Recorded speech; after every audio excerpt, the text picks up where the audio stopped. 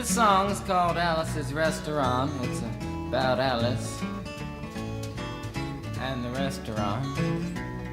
But Alice's Restaurant is not the name of the restaurant, that's just the name of the song. And that's why I call the song Alice's Restaurant.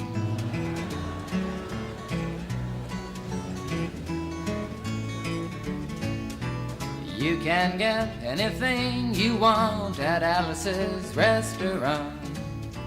You can get anything you want at Alice's Restaurant. Walk right in, it's around the back, just a half a mile from the railroad track. And you can get anything you want at Alice's Restaurant.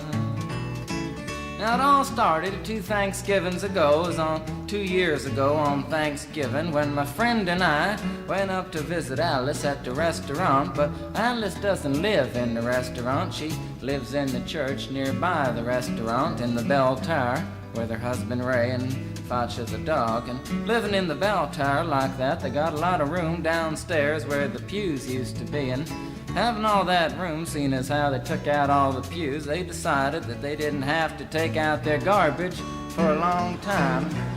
We got up there, we found all the garbage in there, and we decided it'd be a friendly gesture for us to take the garbage down to the city dump. So we took the half a ton of garbage, put it in the back of a red VW microbus, took shovels and rakes and implements of destruction, and headed on toward the city dump. Well, we got there, and there's a big sign and a chain across the dump saying closed on Thanksgiving, and we had never heard of a dump closed on Thanksgiving before, and with tears in our eyes, we drove off into the sunset looking for another place to put the garbage.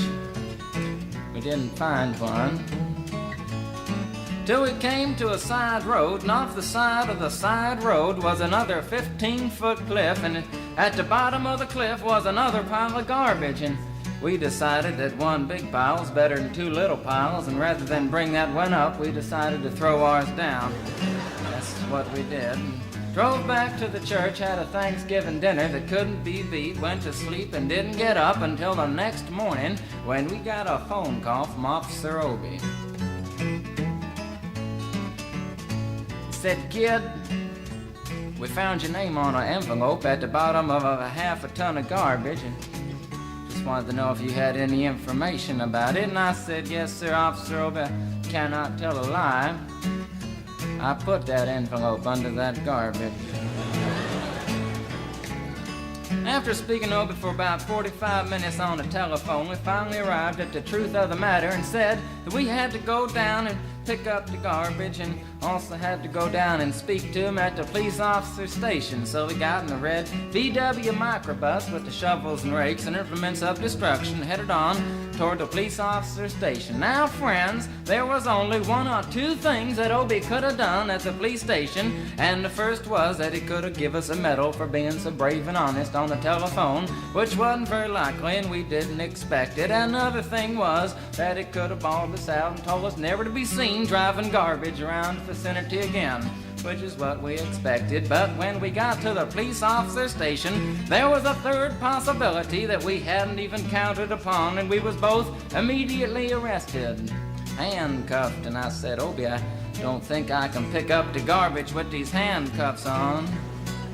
He said, "Shut up, kid. Get in the back of the patrol car," and that's what we did, and sat in the back of the patrol car and drove to the, quote, scene of the crime, unquote.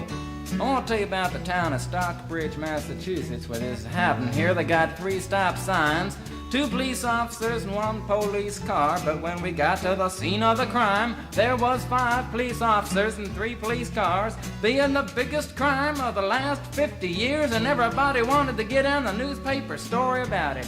And they was using up all kinds of cop equipment that they had hanging around the police officer station. They was taking plaster, tire track, footprints, dog-smelling prints, and they took 27 8x10 color glossy photographs with circles and arrows and a paragraph on the back of each one explaining what each one was to be used as evidence against us.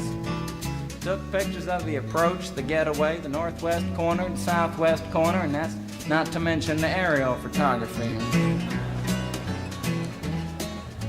After the ordeal, we went back to the jail. Obie said he was going to put us in the cell. Said, kid, I'm going to put you in the cell. I want your wallet and your belt.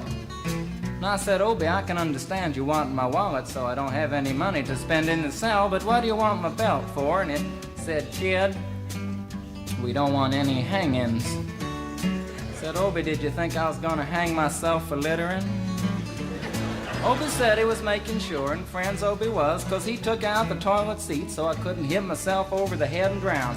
And he took out the toilet paper so I couldn't bend the bars, roll the toilet paper out the window, slide down the roll and have an escape. Obie was making sure, and it was about 4 or 5 hours later that Alice, remember Alice? It's a song about Alice. Alice came by and with a few nasty words to Obie on the side, bailed us out of jail. We went back to the church, had another Thanksgiving dinner that couldn't be beat, and didn't get up until the next morning when we all had to go to court. We walked in, sat down. Obie came in with a 27 8x10 colored glossy pictures with the circles and arrows and a paragraph on the back each one. Sat down.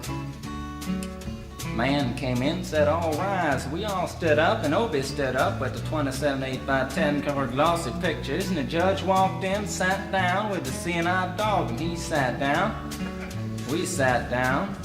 Obie looked at the seeing-eyed dog. And then the 27 8x10 colored glossy pictures with the circles and arrows and a paragraph on the back of each one, and looked at the seeing-eyed dog. And then the 27 8x10 colored glossy pictures with the circles and arrows and a paragraph on the back of each one, and began to cry, 'cause Obie came to the realization that it was a typical case of American blind justice, and there wasn't nothing he could do about it. And the judge wasn't going to look at the 27 8x10 colored glossy pictures with the circles and arrows and a paragraph on the back of each one, explaining what each one was to be used as evidence against us. And we was fined $50 and had to pick up the garbage in the snow, but that's not what I came to tell you about. Came to talk about the draft. We got a building down New York City. It's called Whitehall Street, where you walk in and you get injected, inspected, detected, infected, neglected, and selected. I went down to get my physical examination one day, and I walked in, I sat down, got good and drunk the night before, so I looked and felt my best when I went in that morning. 'Cause I wanted to look like the all-American kid from New York City.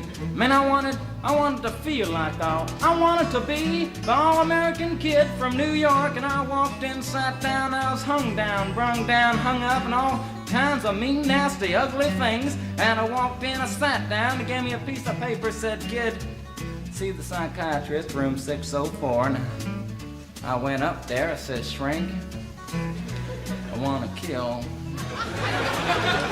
And I want to kill. I want to see blood and gore and guts and veins in my teeth. Eat dead, burnt bodies. I mean, kill. And I started jumping up and down, yelling, kill. And it started jumping up and down with me, and we was both jumping up and down, yelling, kill. And the sergeant came over, pinned the medal on me, sent me down the hall, said, you're our boy. And you feel too good about it.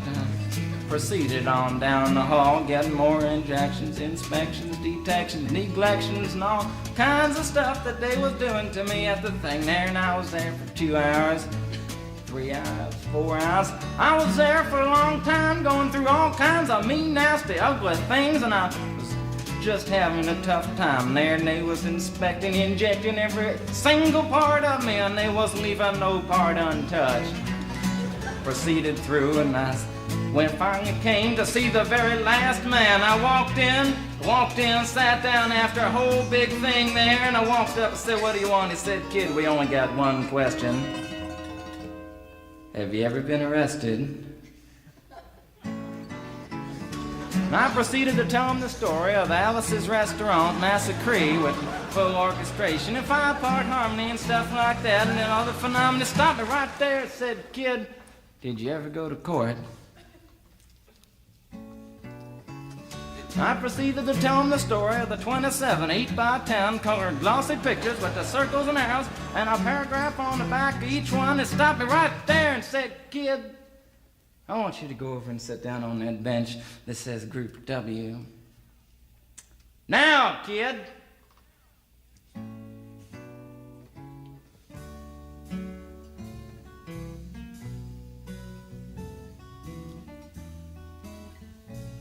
And I walked over to the bench there, and there's Group W is where they put you if you may not be moral enough to join the army after committing your special crime. And there was all kinds of mean, nasty, ugly-looking people on the bench there. Mother rapers, father stabbers, father rapers sitting right there on the bench next to me, and one, they was mean and nasty and ugly and horrible and crime-fighting guys are sitting there on the bench. And the meanest, ugliest, nastiest one, the meanest father raper of them all, was coming over to me, and he was mean and ugly and nasty and horrible and all kinds of things. And he sat down next to me and said, "Kid, what'd you get?" I said, "I didn't get nothing. I had to pay $50 and pick up the garbage." He said, "What were you arrested for, kid?" And I said, "Littering." And they all moved away from me on the bench there, the hairy eyeball and all kinds of mean, nasty things, till I said, "And creating a nuisance," and they all came back, shook my hand, and we had a great time on the bench talking about crime, mother stabbing, father raping, all kinds of groovy things that we was talking about on the bench. And everything was fine. We were smoking cigarettes and all kinds of things until the sergeant came over, had some paper in his hand, held it up and said, "Kids, this piece of paper's got 47 words, 37 sentences, 58 words. We want to know details of the crime, time, the crime, and that kind of thing. You got to say turn about the crime, want to know the rest of the officer's name, and that kind of thing. You got to say." And it talked for 45 minutes, and nobody understood a word that he said, but we had fun filling out the forms and playing with the pencils on the bench there. And I filled out the massacre with the 4-part harmony and wrote it down there just like it was, and everything was fine. And I put down a pencil and I turned over the piece of paper, and there on the other side, in the middle of the other side, away from everything else on the other side, in parentheses, capital letters, quotated, read the following words: "Kid, you rehabilitated yourself." I went over to the sergeant and said, "Sergeant, you've got a lot of damn gall to ask me if I've rehabilitated myself. I'm sitting here on a bench. I'm sitting here on the Group W bench because you want to know if I'm moral enough to join the army, burn women, kids' houses, and villages after being a litter bug." He looked at me and said, "Kid, you don't like your kind. And we're going to send your fingerprints off to Washington, and friends, somewhere in Washington, enshrined in some little folder, is a study in black and white of my fingerprints.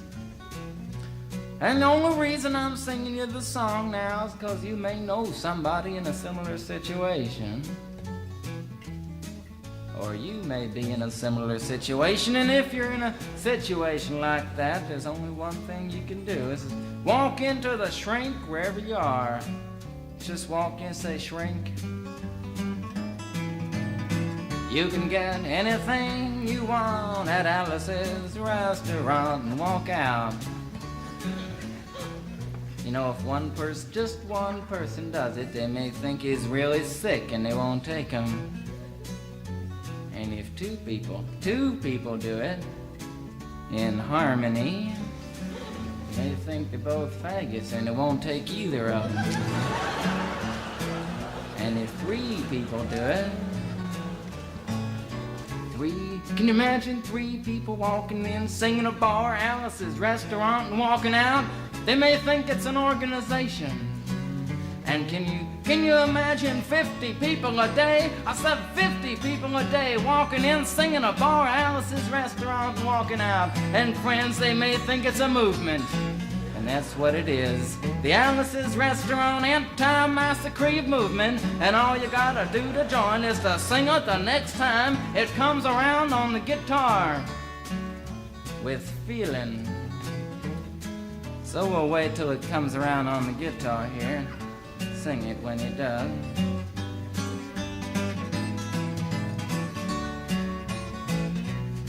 Here it comes. You can get anything you want at Alice's Restaurant. You can get anything you want at Alice's Restaurant. Walk right in, it's around the back, just a half a mile from the railroad track. And you can get anything you want at Alice's Restaurant. That was horrible. If you want to end war and stuff, you gotta sing loud. You could put it loud. I've been singing the song now for 25 minutes.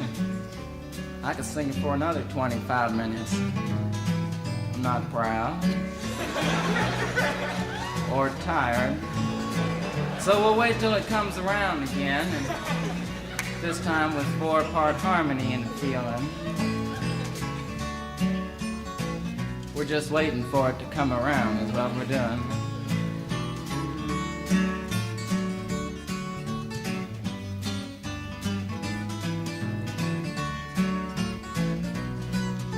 All right now.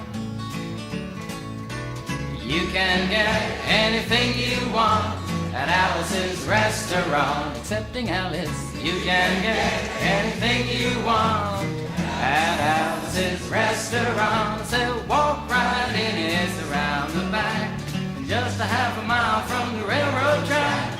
And you can get anything you want at Alice's Restaurant. Da-da-da-da-da-da-da. At Alice's Restaurant.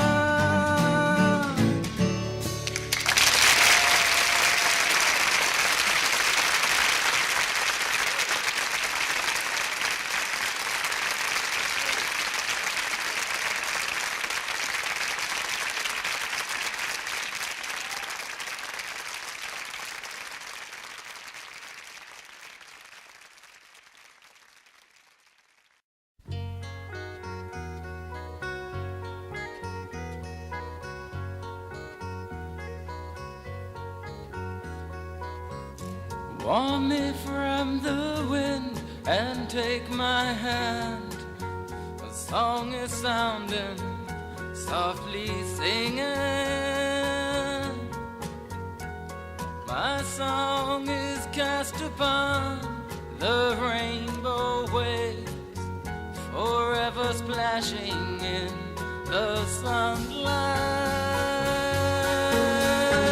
Prove to me there's a love still left in all of this emptiness all around me. Yes, take me from the chilling of the evening. Though you know, my love, that I must go following the winds that blow inside me. I've nowhere left to run or hide except if you will come and run beside me. And even if you do, there'll be a lot for us to do to keep believing. Yes, take me from the chilling of the evening.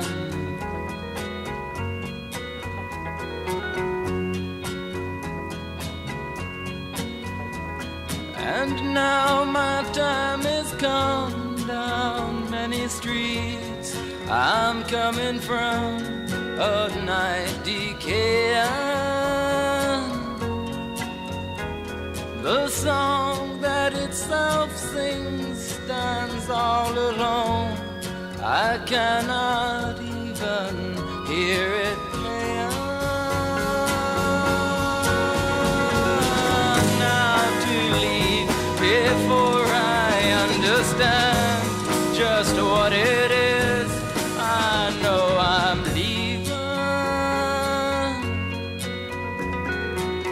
Take me from the chilling of the evening,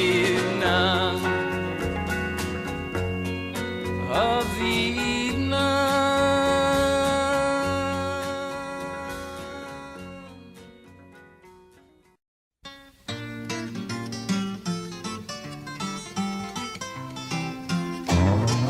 I had a friend I could trust. He went into the park and got busted doing the ring around the rosy ride. Went in the park late at night and he put a lot of people over 80 uptight. He was doing the ring around the rosy ride.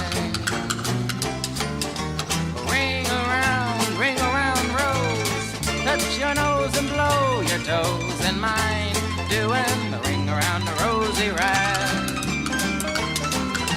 Ring around rose, touch your nose and blow your toes and mine, doing the ring around the rosy ride. We ought to send off a search, oh strange, some spelling mountain range, so we all can do the ring around the rosy ride.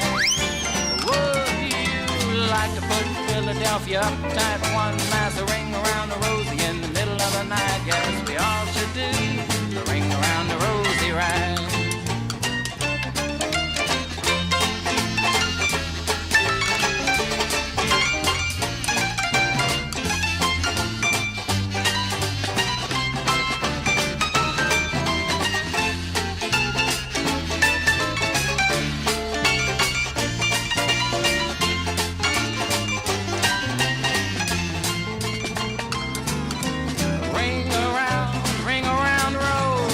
Touch your nose and blow your toes and mine, doing the ring around the rosy ride. It really was a drug, I said ring around rose. Touch your nose and blow your toes and mine, doing the ring around the rose. Touch your nose and blow your toes when you're doing the ring around the rosy ride.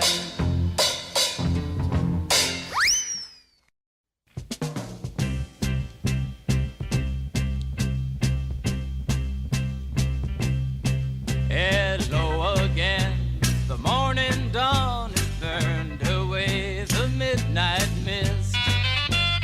Now and then I feel so fine, now and then I don't feel lonely, now and then and only in my mind.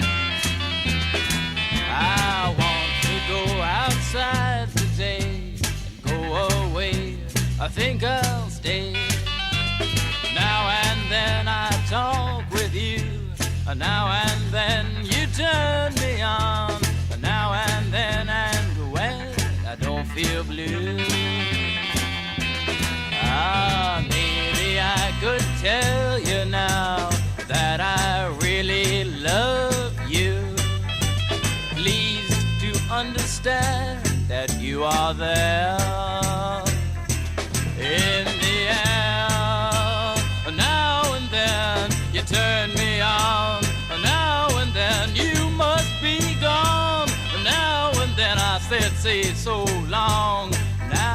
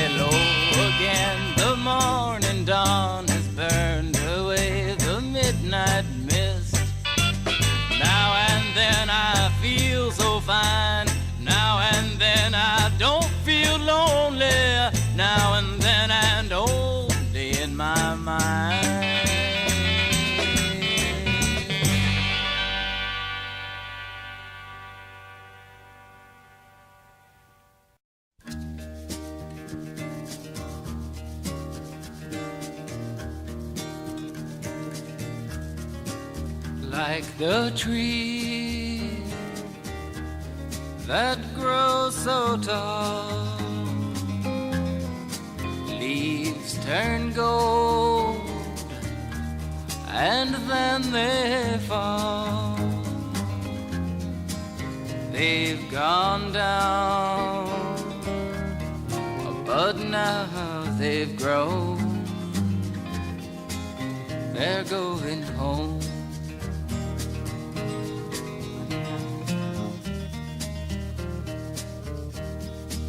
Mountain streams may run and flow, clean the sand on which they go, stretching down like it had known. It's going home.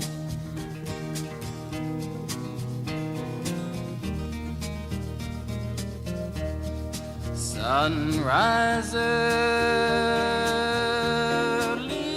in the dawn slips away and then it's gone. Leaves the night to carry on while it's going home.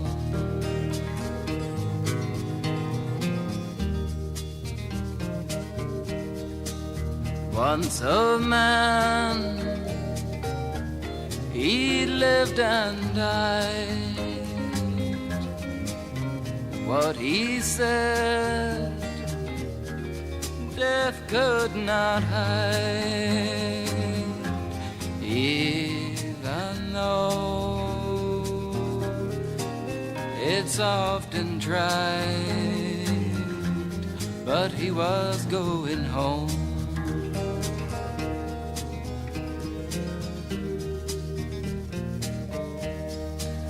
Now, my friends, it's time to go, and this love will live to grow, and I want you all to know I'm going home.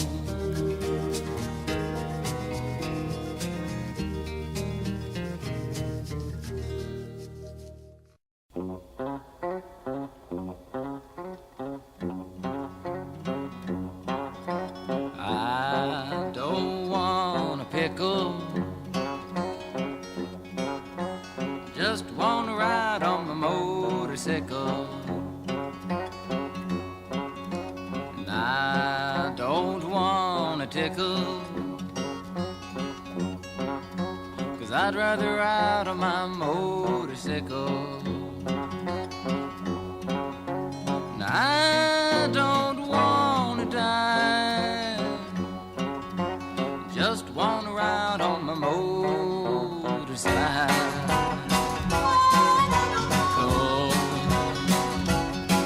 It was late last night, the other day, I thought I'd go up and see Ray.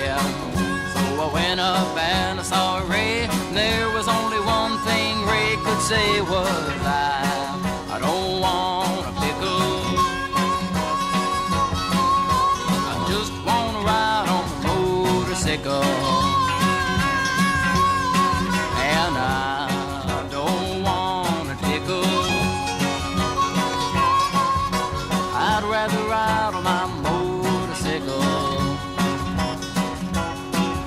And I don't want to die,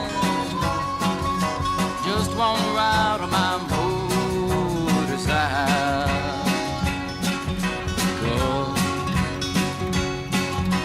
Late last week I was on my bike, running to a friend named Mike, running to a friend named Mike. Mike no longer has a bike, he cries, I don't want a pickle, Just wanna ride on my motorcycle. Yeah, and I don't wanna tickle, 'cause I'd rather ride on my motorcycle. And I don't wanna die, just wanna ride on my motorcycle.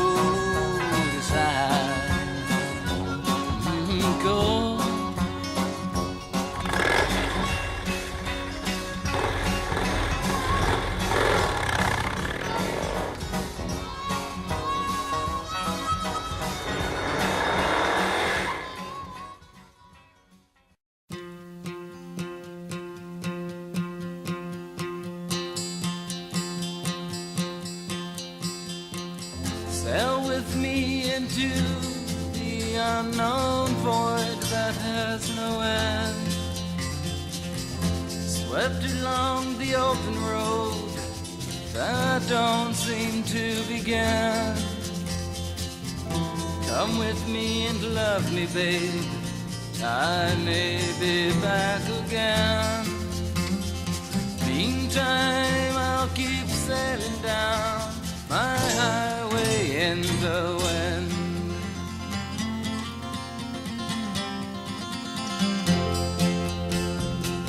Evenings just begin the days and follows with the night. Love you and to be with you and say that it's alright. Love me while you have me, babe, I may be back again.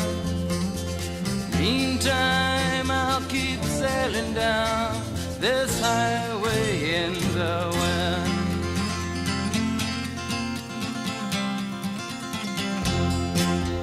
There's times I feel like going, and there's times I want to stay. Times that I ain't feeling well, and times I feel okay. Now you have time to love me, babe, and I may have time again. Meantime, I'll keep sailing down this highway in the wind.